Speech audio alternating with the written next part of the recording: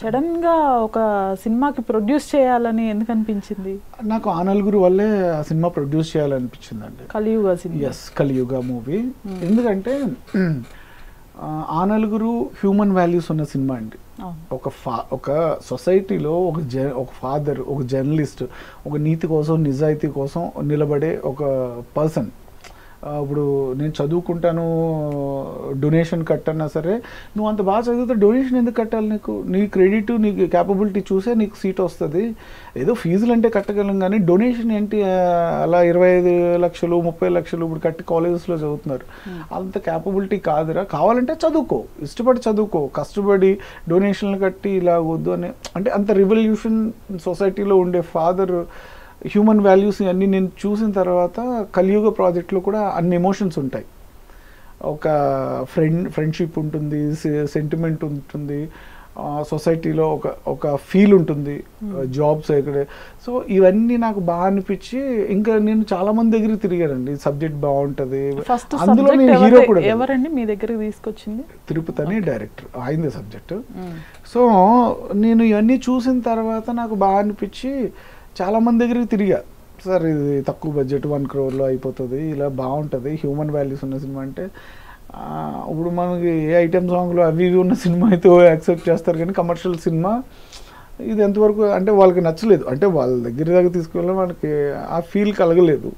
So దాని తర్వాత నేనే అనిపించింది, అరే ఆ నలుగురు లాంటి సినిమా ఇంపాక్ట్ ఉంది కదా, ఇది కూడా హ్యూమన్ వాల్యూస్తో ఉంది కాబట్టి మనం కూడా చేస్తే బాగుంటుంది అని చెప్పి నేను అలా ఇంపాక్ట్ అయ్యి చేశాను తప్ప ప్రొడ్యూసర్గా అవ్వాలన్న ఫీల్ లేదు.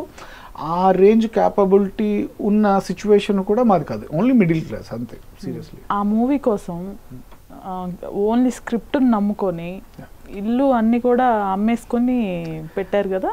అవునండి, నిజంగా ఆ గ్రేట్నెస్ నాది కాదు, మా అమ్మ నాన్నగారు అని చెప్పాలి. వాళ్ళు నాకు తల్లి తండ్రి అంటారు కదా, వాళ్ళ దేవుళ్ళు అసలు. ఎందుకంటే అరే ఇలా కష్టపడ్డాడు, ఏదన్నా ఉంటే కష్టపడతాడనో ఫీల్ వాళ్ళకి తెలుసు. ఇప్పుడు మనం ఒక ఫోకస్ చేసి ఒక పిచ్చిగా మనం ఒక దాని మీద ఉన్నాం అనుకోండి, వాళ్ళు కూడా సపోర్ట్ చేస్తారు. మనం వేస్ట్గా ఏదన్నా చేస్తే ఖర్చు పెట్టి, ఇప్పుడు మనం ఏ కార్డ్స్ ఆడుకుని అక్కడికి వెళ్ళి ఏ జూదాలు అంటే మీన్స్ ఏ రైడింగ్ ఇలాంటి పిచ్చి అనుకోండి, వాళ్ళు ఎంకరేజ్ చేయరు.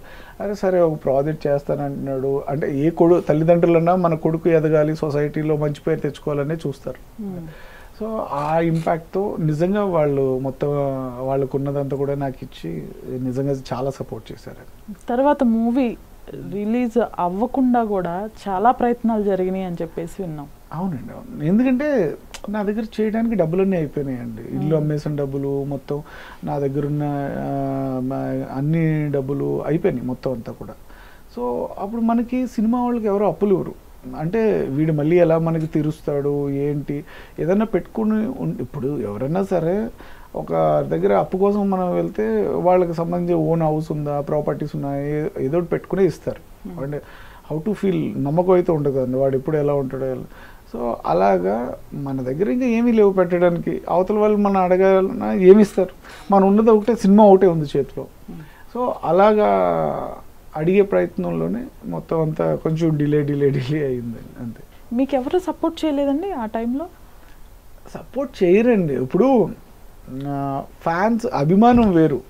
ఇప్పుడు పర్సన్ మనకి ఒక పూట అన్నం పెట్టగలడు, కానీ ఒక ₹1,00,000 కావాలంటే టక్మని ఇవ్వలేరండి. ఎందుకంటే వాళ్ళ హౌ టు సిచ్యువేషన్ ఏంటన్నది మనకు కూడా తెలియదు. ఏ నమ్మకం మీద ఇస్తారు, ఏ నమ్మకం మీద ఇవ్వాలి అసలు ఒక పర్సన్ మనం? ఫైనాన్షియల్గా కాదు, జనరల్గా ఇప్పుడు ఆ మూవీ ట్రైలర్ కూడా మన పవన్ కళ్యాణ్ గారు లాంచ్ చేశారు. అవునండి, కళ్యాణ్ సరే లాంచ్ చేశారు. అలానే జీవిత రాజశేఖర్ గారు ఆడియో కానివ్వండి అవి లాంచ్ చేశారు.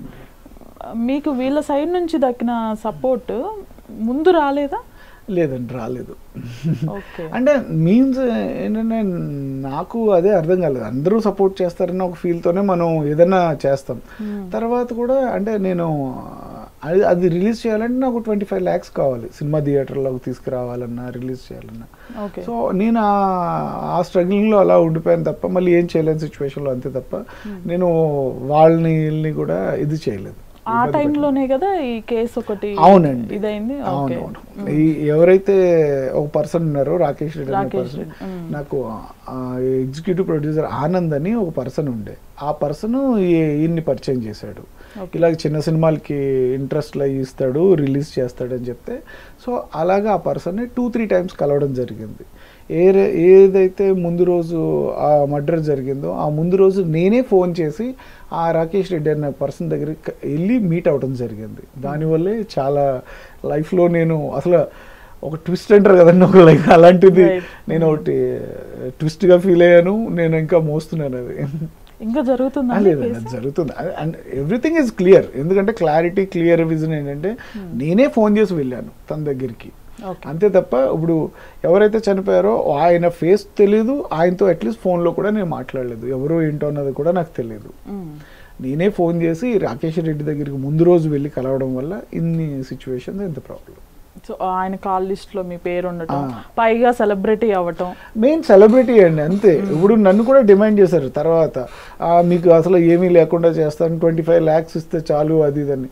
నాకు 25 lakhs అక్కర్లేదు, నాకు 50,000 ఇవ్వండి, నేనే మీడియా ముందుకు వచ్చి లైవ్లో అన్నీ కూర్చొని చెప్తాను, నేను అసలు నేను ఏం చేశాను, అసలు ఆయన ఎందుకు కన్సల్ట్ అవుతున్నాను. నాకు సినిమా కూడా చూశాడు రాకేష్ రెడ్డి, 4 పొలిటీషియన్స్తో ఎవరోతో కూర్చొని సినిమా చూశారు. సినిమా బాగుంది సూర్య, సినిమా బాగున్న తర్వాతే నేను నీకు ఇస్తానని చెప్పాను, నాకు ఎలా ఇస్తావు ఏంటి ఇస్తావు అని కూడా అడిగాడు. మళ్ళీ నాకు తిరిగి మనీ అన్న, నా ఫస్ట్ వచ్చిన సినిమా రిలీజ్ అయిన తర్వాత ఫస్ట్ వచ్చిన డబ్బుల్లో 25 lakhs మీరు ఇచ్చింది తీసేసుకోండి, తర్వాత మీకు 10% కావాలంటే నేను షేర్ ఇచ్చేస్తానని కూడా చెప్పాను. ఓకే అయితే అగ్రీ అని చెప్పి ఆ విధంగా నాకు కలిసారు తప్ప నాకు అసలు పర్సనల్గా తను ఎవరు, తన డీటెయిల్స్ ఏంటి అన్నది కూడా నాకు తెలియదు. ఈ హనీ ట్రాప్ ఎందుకు వచ్చిందండి మళ్ళీ మీ పైన? అది చెప్పాను కదా, వాళ్ళ ఇష్టం అండి. ఇప్పుడు ఒకటి క్రియేట్ అయితే దాని నుంచి ఇన్బుల్ట్ అల్లుతూ ఉంటారు, ఇంకా అలా అల్లిందే తప్ప. అదే చెప్తున్నా, హనీ ట్రాప్ అంటే మీన్స్ ఏంటని చెప్పు, లేడీ వాయిస్ తో. సో నేను ఎవరితో మాట్లాడాలి? నేను మాట్లాడితే రాకేష్ రెడ్డితో నేను హనీ ట్రాప్ లేడీ వాయిస్తో ఎందుకు మాట్లాడతాను? జయరామ్ అనే పర్సన్, ఆయన ఎవరో ఏంటో అన్నది కూడా నాకు తెలీదు. నేను నా ఫోన్ కానీ ఎవ్రీథింగ్ అన్నీ ఆల్రెడీ చెక్ చేస్తారు కదా రికార్డ్స్లో. పోనీ నాది వదిలేసాయండి, ఎవరైతే ఫోన్ చేశాను నేను ఆయనకే కదా ఫోన్ చేయాలి, పోనీ ఆయన ట్రాక్లో అయితే ఉండాలి కదా ఫోన్. ఇప్పుడు మాట్లాడిన పర్సన్ ఎవరైతే ఉన్నారో నా దాంట్లోంచి నేను మాట్లాడంటే నా ట్రాక్స్ నేను డిలీట్ చేసేసి ఇవన్నీ చేసి పోనీ ఉండొచ్చు. సో ఎవరైతే ఫోన్ లిఫ్ట్ చేశారో జయరామ్ గారు మాట్లాడారు, ఆయన మాట్లాడారు కదా, ఆయన ట్రాక్స్లో ఆయన రికార్డ్స్లో అయితే ఉండాలి కదన్నారు. అంత అయితే చేయకుండా, అవి చేయకుండా అయితే ఉండరు కదా. మీన్స్ అవి చేయకుండా ఇవన్నీ హనీ ట్రాప్ అని ఒకటి క్రియేట్ చేసి అవి చేసి ఇవి చేసి. ఇది ఎవరండి, మీడియా వాళ్ళు క్రియేట్ చేశారా ఈ హనీ ట్రాప్ అనేది, లేకపోతే మీకు పోలీస్ సైడ్ నుంచి కూడా ఇంట్రాగేషన్ లో ఇది ఎవరు చేశారన్నది నాకైతే తెలియదండి. బయటకు రావడం అయితే అలా బయటకు వచ్చింది అంతే. ఫస్ట్ బుడుగు అన్నారు, డుంబు అన్నారు, ఏవో పేర్లు చెప్పారు. ఓకే అంటే నిజం చెప్తున్నా, మనం వెళ్ళడమే తప్పు. పోనీ అవతల పర్సన్ నాకు ఫోన్ చేసి మనం ఏదన్నా ప్లాన్ చేసి ఇది చేస్తే తప్పది. నేనే ఫోన్ చేసి నేనే పర్సన్ దగ్గరికి వెళ్ళి కలిసానని ఇంత ఓపెన్గా డైరెక్ట్గా చెప్తున్నప్పుడు నేను ఇంకేం చేయగలను? సో ఓకే, వాట్ లైఫ్లో అన్నీ ఫేస్ చేయాలంటారు. సో నాకు ఇలా రాసి పెట్టుంది ఇది ఫేస్ చేయాలని చెప్పి నేను ఇంకా ఈ కేసు ఇంకా రన్ అవుతుంది. మీరు A5 గా ఉన్నట్టున్నారు. అవునండి. ఇంట్రాగేషన్ టైంలో మీకేం ప్రాబ్లం ఫేస్ చేయలేదా? ఏం ప్రాబ్లం ఫేస్ చేయాలి, నేను ఓపెన్గా ఇప్పుడు మీతో నేను ఎలా మాట్లాడుతున్నాను, అందరూ ఇప్పుడు డిపార్ట్మెంట్ వాళ్ళు కూర్చున్నా కానీ నేను డైరెక్ట్గా చెప్పేశాను. వెళ్ళిన వెంటనే సార్ ఇలా నేనే ఫోన్ చేశాను, నా ఫోన్ ఇదిగోండి, నేను చెక్ చేసుకోండి, ముందు రోజు నేనే వెళ్ళాను, నేనే కలిశాను, నా సినిమా ఇది, నా సినిమా గురించి టీజరు అన్నీ కూడా చూపించి సార్ నాది ఇది సిచ్యువేషన్ అంటే వాళ్ళు కూడా ఎంక్వైరీ చేస్తారు కదా. ఓకే డన్, ఇదంతా నువ్వు ప్రాపర్గానే ఉన్నావు అని చెప్పి వాళ్ళు ఇది చేశారు. అప్పటి నుంచి మిమ్మల్ని ఏమి ఇబ్బంది పెట్టలేదండి. ఇప్పుడు మిమ్మల్ని 25 lakhs అడిగింది ఎవరండి? అది బయట మీడియాలోంచి, నాకు డిపార్ట్మెంట్లోంచి నేను సెటిల్ చేస్తాను మొత్తం అంతా మీడియా వాళ్ళని, మీకు మొత్తం అంతా నేను ఇది చేయిస్తాను, నాకు 25 lakhs ఇస్తే నేను వాళ్ళని డిపార్ట్మెంట్లో కూర్చోబెట్టి మాట్లాడతాను అది ఇదండి. నా పరిస్థితి మీకు తెలియదు. నేను వెళ్ళింది కాదండి, నేను ఎవరికి భయపడను. ఎందుకంటే ఏదైనా మనం తప్పు చేస్తే భయపడాలి. మనం ఎప్పుడైనా సరే సిన్సియర్గా హార్ట్ఫుల్గా ఉన్నప్పుడు ఎవరికి భయపడక్కర్లేదండి. నేను ఒక గాడ్ అంటే ఒక నమ్మకం, ఒక ఫీల్, ఒక మనకు ఇది ఉంటుంది. నా పేరెంట్స్ అంటే నన్ను కనీ పెంచారు కాబట్టి వాళ్ళకి ఓపెన్గా మనం పేరెంట్స్కి తెలుస్తుంది. సొసైటీలో మనం ఏంటి ఎలా బ్రతకాలనుకుంటారంటే మీరైనా నేనైనా ఇంత కష్టపడి వచ్చింది దేనికోసం చెప్పండి? ఇప్పుడు మీరు నన్ను ఇంటర్వ్యూ చేస్తున్నారు, సో నేను ఇన్ని సినిమాలు చేస్తున్నాను, ఇది దేనికోసం చెప్పండి? ఇదంతా ఒక్క పాయింట్లో చెప్పండి. ఒకటి ఏంటంటే అండి, కొంతమంది పేరు కోసం, ఒక గుర్తింపు కోసం. ఎగ్జాక్ట్లీ. మనం ఆడియన్స్లో అంటే ఎక్కడైతే మనం బ్రతుకుతున్నామో సొసైటీలో మనకంటూ మంచి పేరు రావాలి, మనకంటూ గుర్తింపు రావాలి, అందరూ మనల్ని మెచ్చుకోవాలి, ఈ ఫీల్తోనే బతుకుతారు అంతే తప్ప ఇప్పుడు ఏదో తప్పులు చేసో ఇది చేస్తే ఇంట్లోంచి పారిపోయి నేను రావక్కర్లేదు ఈ సినిమా ఇండస్ట్రీలో అంటే ఎన్ని కష్టాలు ఫేస్ చేసినా ఏం చేసినా ఒక గోల్ అనేది ఉంటుంది. అరే మనం మంచి క్యారెక్టర్స్ చేయాలి, ఎక్కడికి వెళ్ళినా మనల్ని అందరూ మెచ్చుకోవాలని ఒక కాన్సెప్ట్, ఒక గోల్ ఉంటుంది చూడండి, అంతే తప్ప దానికోసం మనం అత్యాశగా పరిగెట్టం.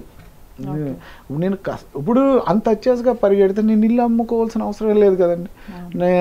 నా దగ్గర ఉన్న డబ్బులు ఇల్లు అమ్ముకుని ఇప్పుడు నేను రోడ్డు మీద కూర్చొని ఒక సినిమా ప్రాజెక్ట్ నన్ను ఎవరు చేయమని అనలేదు, కానీ పేరు తెచ్చుకోవాలి, ఒక ఆ నలుగురు తర్వాత ఒక మంచి సినిమా చేశాడు, భలే చేశాడు అని ఒక ఫీల్ కోసమే నేను చేశాను తప్ప అదర్వైజ్ ఇంక వేరేది ఏదీ లేదండి.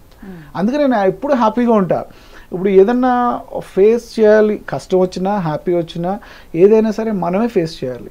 అంటే మన సోల్ ఎప్పుడు ప్యూర్గానే ఉంటుంది, మన బాడీ ఫేస్ చేయాలి. ఎన్నైనా మనం ఫేస్ చేయడానికి ఐఎమ్ రెడీ. ఎందుకంటే మనం చేసే దాంట్లో కరెక్ట్, నేను తప్పు చేయలేదు, తప్పు చేస్తే నా అద్దం నాకు చెప్తుంది. మనం అద్దం ముందు చూసుకున్నప్పుడు మనకే చెప్తుంది, మనకే అన్కంఫర్టబుల్గా ఉంటుంది అన్న ఫీల్ నాకు ఎప్పుడు ఉంటుందండి. అందుకే నేను ఏదైనా సరే ఫేస్ ఇట్, నేను ఫేస్ చేస్తాను. మీరు చేసిన క్యారెక్టర్స్ వల్లనో లేదా మీ ఫేస్ వల్లనో సూర్య గారు అనగానే చాలా మంది ఇండస్ట్రీలో కూడా ఈజ్ వెరీ ఇన్నోసెంట్ అనే ఒక పేరు అయితే ఉండింది. దీని తర్వాత ఎలా మీ చుట్టూ ఎలా మారి ఏమైనా చేంజెస్ చూసారా మీ చుట్టూ? లేదండి, నేను చెప్తున్నా కదా, ఫస్ట్